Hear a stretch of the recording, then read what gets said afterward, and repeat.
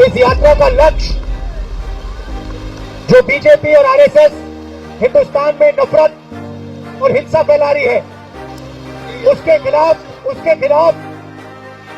खड़े होने का है।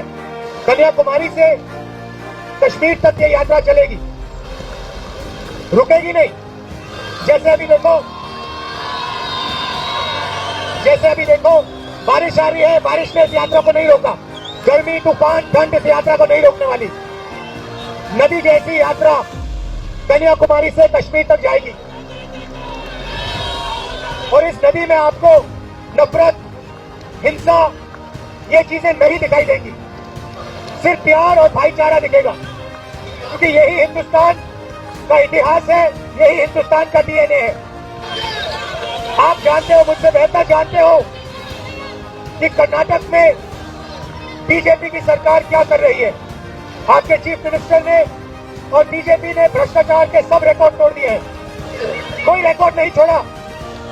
हर चीज में 40% कमीशन लेते हैं।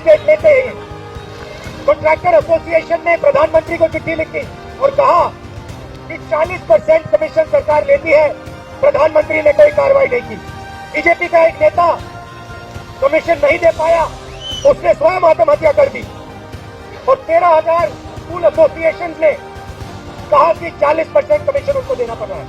प्रधानमंत्री ने कार्रवाई की, न चीफ मिनिस्टर ने। बेरोजगारी बढ़ती जा रही है। कर्नाटका के किसी भी युवा को रोजगार नहीं मिल सकता। छोटे व्यापारियों का, स्मॉल और मीडियम बिजनेसेस की रीढ़ की हड्डी तोड़ दी।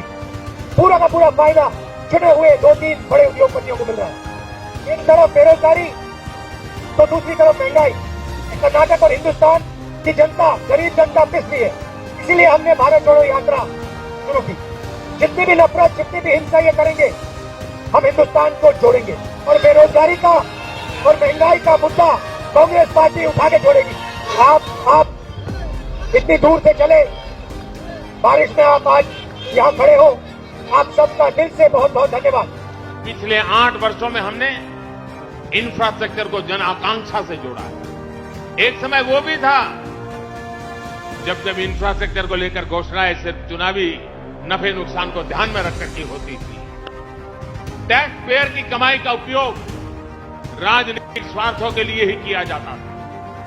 डबल इंजन की सरकार ने इस सोच को बदला है। स्थायी प्रगति का आधार मजबूत और दूरदर्शी सोच के साथ बना हुआ इंफ्रास्ट्रक्चर होता है। आज इस सोच के साथ भारत काम कर रहा है। भारत दुनिया में अपनी जगह बना रहा है। साथियों, आजादी के अमृत काल में विकसित भारत के निर्माण के लिए, आधुनिक इंफ्रास्ट्रक्चर के निर्माण को हमें और गति देनी होगी। गुजरात में डबल इंजन सरकार इसके लिए गंभीरता से प्रयास भी कर रही है। और जो गुजरात में मोदी की पर बारीकी नजर रखने वाले लोग हैं, वो वैसे एक अच्छी जमात है और एक तेज जमात भी है। उनको ध्यान होगा, जब मैं यहां मुख्यमंत्री था, मुझे साल तो याद नहीं है, बहुत वर्षों पहले हमने अहमदाबाद में मल्टी मॉडल ट्रांसपोर्टेशन को लेकर के ग्लोबल समिट किया। यानी उस समय भी मेरे दिमाग में चलता था, लेकिन कुछ विषय भारत सरकार के होने के कारण मैं तब नहीं कर पाया। अब आपने मुझे वहां भेजा तो मैंने अब ये कर दिया।